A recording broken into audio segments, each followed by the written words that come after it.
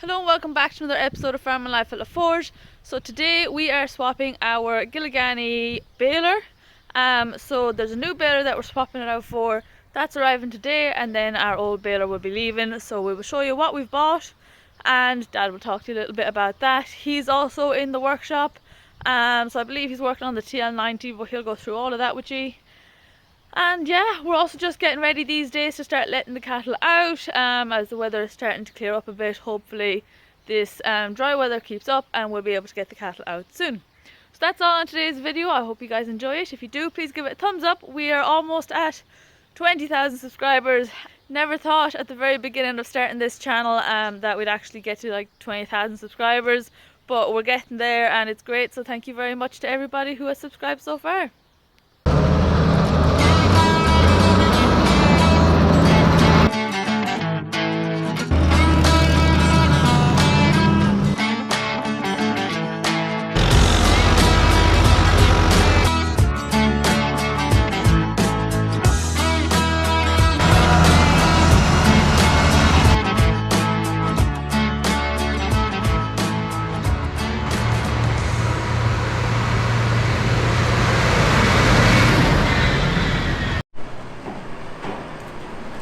Okay, so au revoir to this one. We're just getting delivery of a second-hand baler. It's a welder.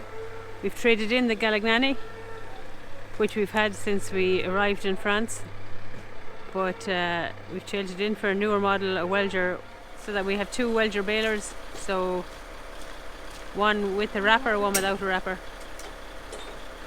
and easier for parts, etc.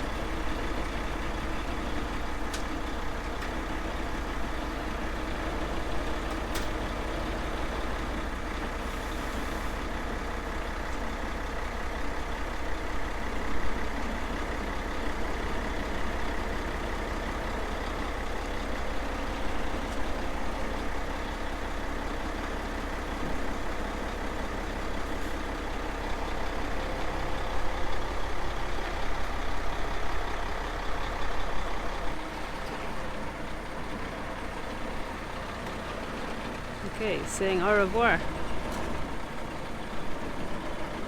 Sir Gilligany.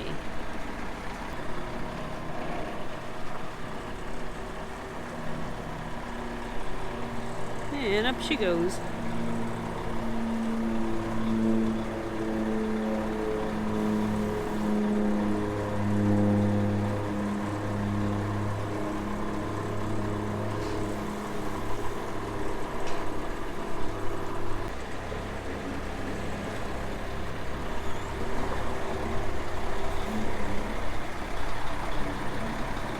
Okay, so you've seen the baler coming down off the lorry and the other one going.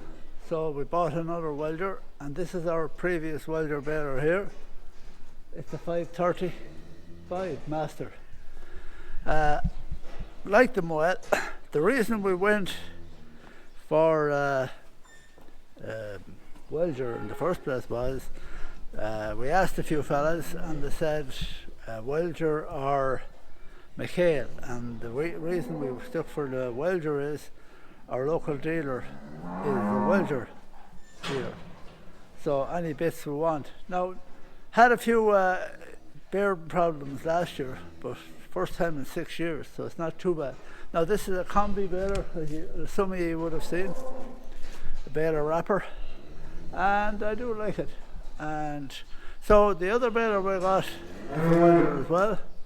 And just I'm familiar with them now. If something goes wrong, I know how to fix them, and they're not that complicated either. It's just peace of mind, really. All balers are pretty good, so I'll show you another one.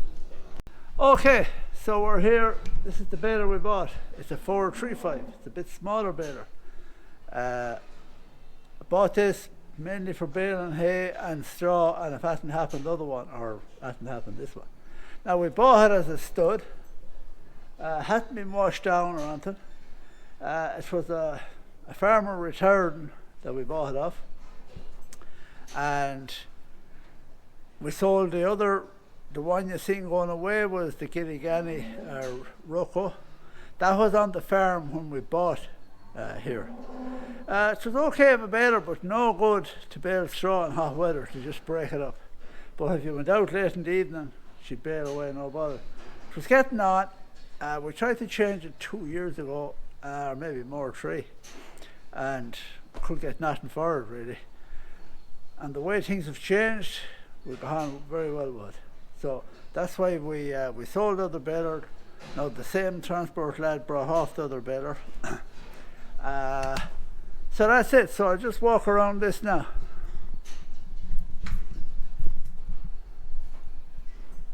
So it's maybe a bit dark in the shed there. So I have to take it out now and go through it. I took your man at his word that it was going okay. I think it is. He even left some of the net in it. It was baling straw, the last thing I baled. I forget how many bales was on it now. The box is in the house. But yeah, it's a nice, has a wide pickup. There is a few teeth twisted on it, but don't mind that. Yeah, that's it. Hope it works out okay. The other baler, baling straw, is a big heavy baler to be pulling around. So I found, as I said, we might change if we came on something, a welder again, just that I'm familiar with. She's nearly identical, the baler, to the other one, only a different size, and it hasn't got the wrapper on it. And a peace of mind as well. So that's it. So I'll have to go through it now. I know if you buy them in the garage, they're all ready to go and everything, but you pay through the nose for it. And yeah, that's it. And she's off. Au revoir. She's leaving. Might not be back. Ireland, here I come. Oh, Jessie. Jessie, you're not coming. Need the boots outside the door. Yes, just scoot. Come on, Jessie.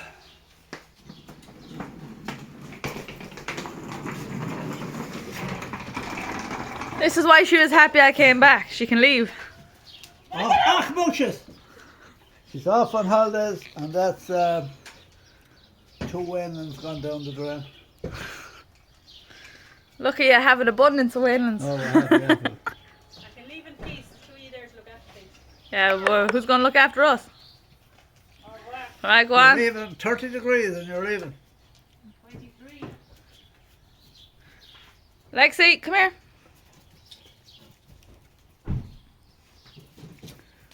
Oh, the doggies.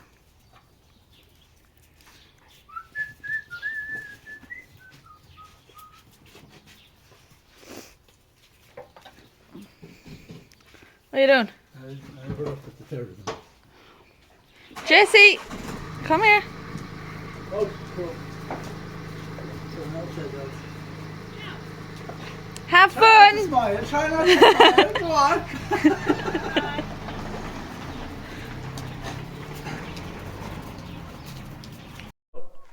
Met my tail. We give the tail a small little bit of a facelift.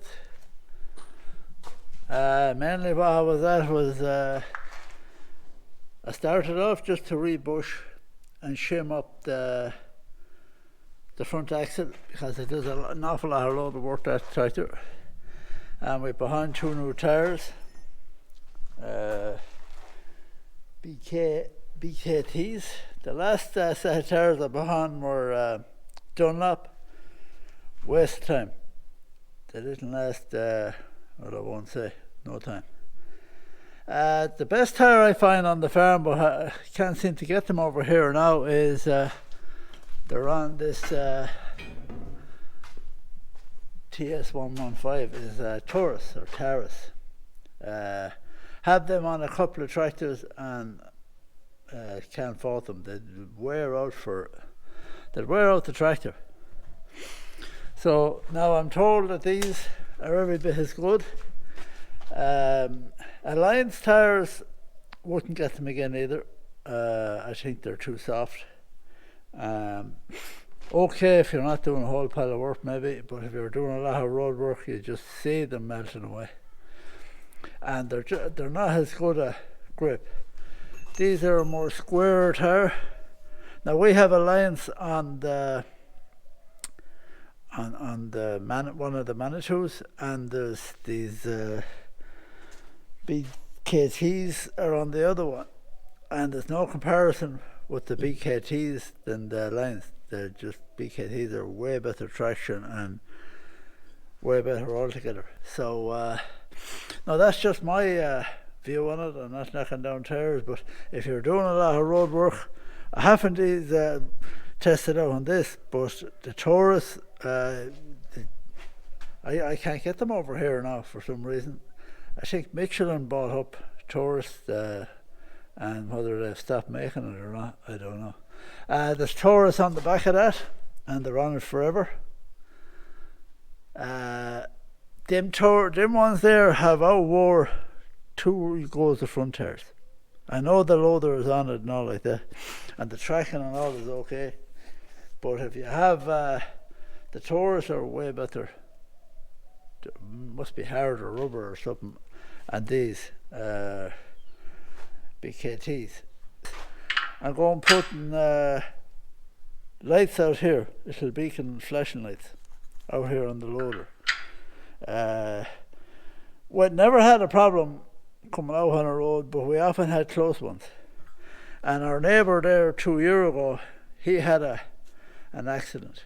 So it's okay when you're coming out a roadway with a big wide entrance, but if you're coming out a narrow gateway where there's a field and some cars are not expecting to see anything, you want something to just get their attention.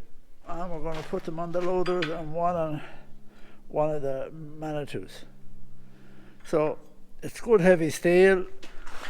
I'm going to weld it on, and the little light will fit inside in it. And it'll just take a bit of, so I'm wiring them up to the beacon lights.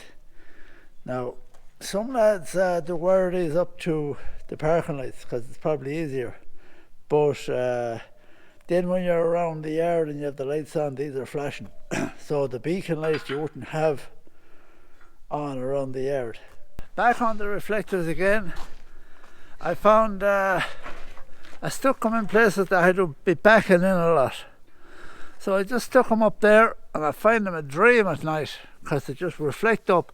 Hard to see that whole grey girder at night. And have that one there, while that one is there, it mightn't have needed to be as long. I do back up the trailer here if I'm going to the mart or going anywhere when it's dark, and I'm able to see that, no bother. It doesn't take the least little bit of light. This stands out, and I'm able to back right up beside it. So that really works a treat for me anyways. So back here with my lights. Here they are fitted on before I primer them. There's a hole going straight through there. That's a fishing wire there if you see it. So I can pull my wire in, and I have this up along here. So that's made out of 6mm steel, and it's well put on. So, and there's just a light will screw on if I do happen to break it. And yeah, I'm happy enough with it. So I have the two of them on just to primer it. So I have my articulated manitou in today. So I never got to finish this off last year. It's the third connection for the service for the Emily bucket. I have the wire brought up through the whole way back to the cab. That's nearly the hardest job. I put these lights on last year. I want them faced that way a little bit, kind of V down here. So I'm putting the beacon lights, what you've seen on the bucket and that, on there, and I'm going to bend that at a slight angle. So the road can see it, here can see it, but it won't be blinding the cab. I think they're a great job. And that's it, and do the same on the far side. Now here I have to bring a bar out here, and then I'll put the flashing light here, and I'll have to put the wire from this side over to that side. Okay, so me and Jessie and the other two, they're there somewhere over there hunting for rabbits. We are up at the top of Sandy Lane and we're going fencing. Well, we just have to go around today and check the fences. It is a lovely weather out, bit windy. Isn't it windy? Jessie loves the wind, don't you? You love the wind. Yeah. So we're going around a field we call Lynham, which is this one here. So there hasn't been any cows or anything in it over the winter, and we're going putting some heifers in it. And surprise, surprise, the wire is broke. Well, you can't see it there. Wire broke, but it's very slack, so I'm guessing it's broken down there again. We're going around here on foot. There's Jessie. There's the other two Muppets.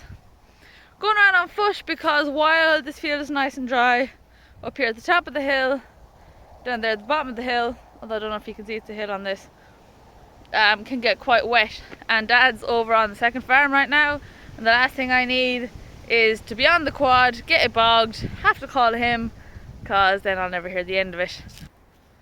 Are you happy? Oh, the hunting dogs.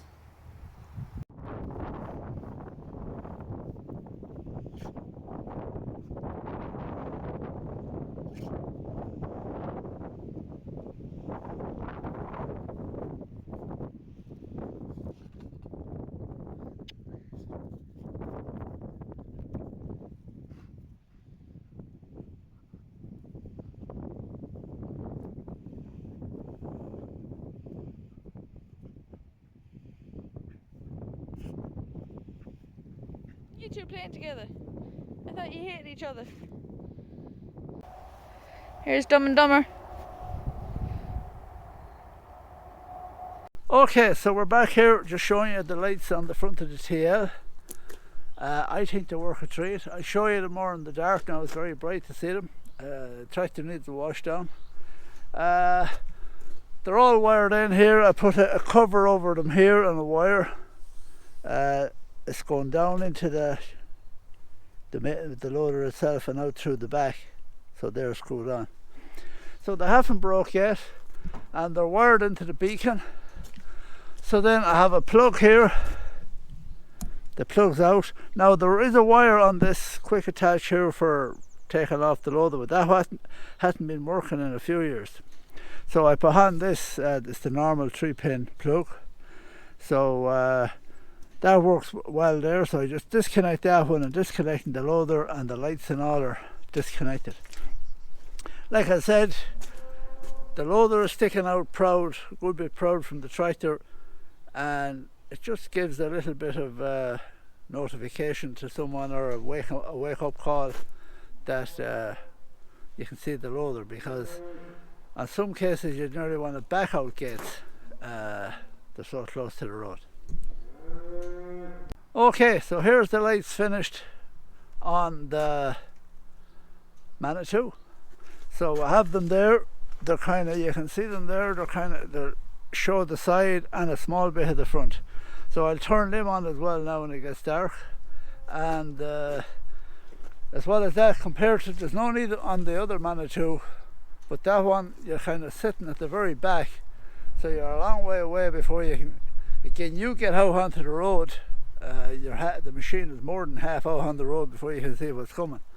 So that'll just stop, and it'll just give a small bit of a flashing in the front. You can kind of see them in the front, but I'll show you this evening when it gets dark, having them on, you'll see it better.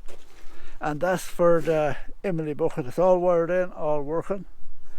So then these lights were sent to us last year. I'll have to get the name in the inside. So I had them here, as some of you remember. I put them on there first, and it wasn't working out too well. So I made these brackets here, and they just up and down, if you can see it there. and they can adjust in and out just to get it right. It took me a few goes before I got to position them right for working. So the next thing now, when it gets a bit dark, I'll show you. You see the other one I have it a bit higher still.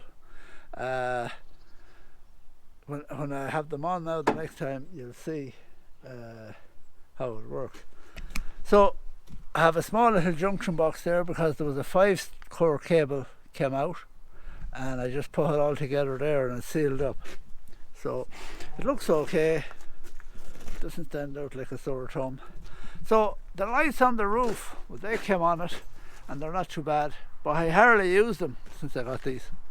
Unbelievable light. So then inside in the cab, then I just, for the third service, she wants to be cleaned out now. Sorry. I just have I got another switch, not to be bored in holes. So that works the Emily bucket, and that turns it off. So that's it. The 2 lights there, you see them. So when it gets dark, I'll turn them on and you can see what you think yourself.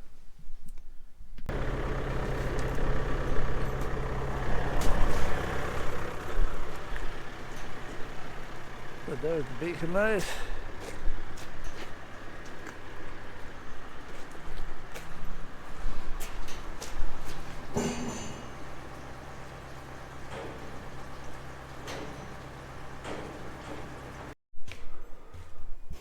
So there's the flashing lights.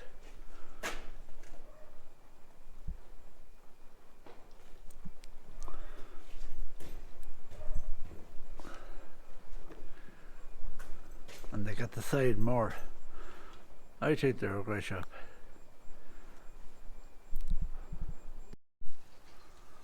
So there is the charger, or the loader charger they call it in France, and the beacon light. I think they're a fairly safe job. Now the only thing that's different is there's a different flash on this one, but it does the trick.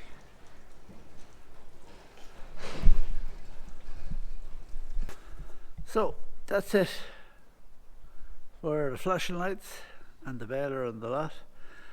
Hope you enjoyed that video. Like and subscribe and give it a thumbs up. It seems to drive the channel along. I know I don't know a whole pile about it.